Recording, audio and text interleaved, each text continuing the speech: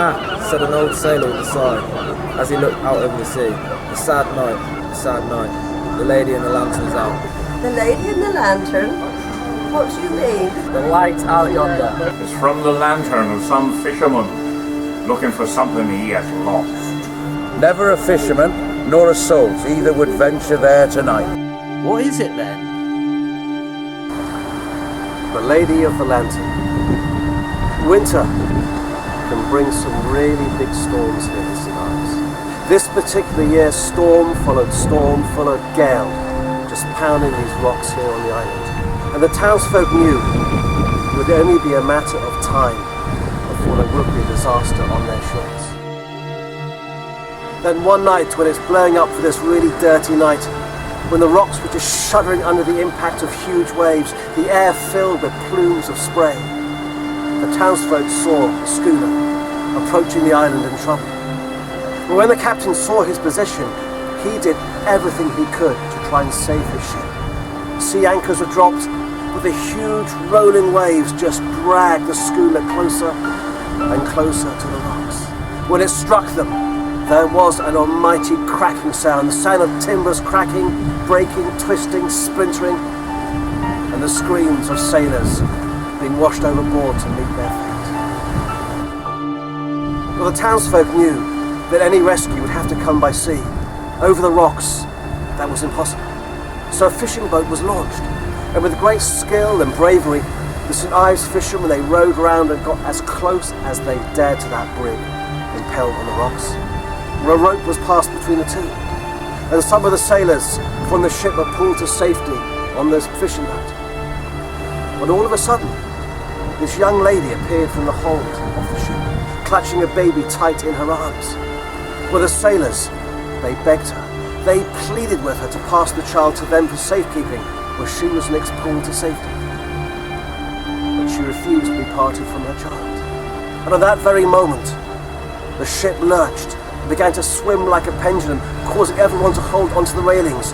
The ship was now beginning to break up.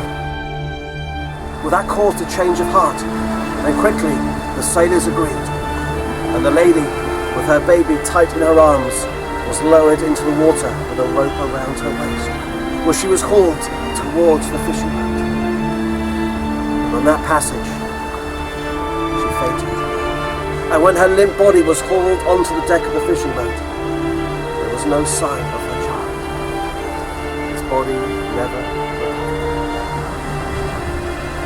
But when she regained consciousness and realized her child had gone, she too gave up the will to live. She slipped back into unconsciousness and never woke again. Along with the others who died that night, they were buried in our churchyard. But it seems that this lady was restless in her tomb, for she was seen to rise up from the grave, to glide silently and quietly through the town, making her way onto the rocks around the island. And there she was seen to search, looking every crack and crevice, every nook and cranny, searching, searching.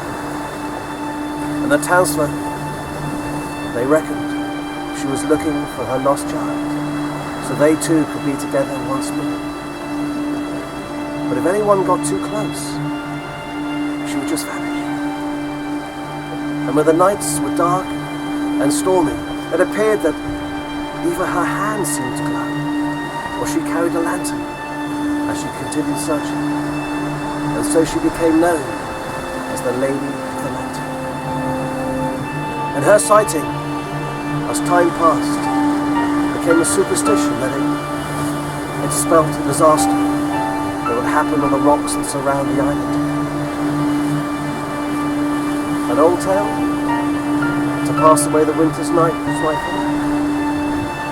I can only tell you what Ives told me. She was last seen in January 1938. Several days later, the SS Alba was wrecked here on the island. 7 of the crew drowned. The Lady of the Lantern is one ghost the people of this town do not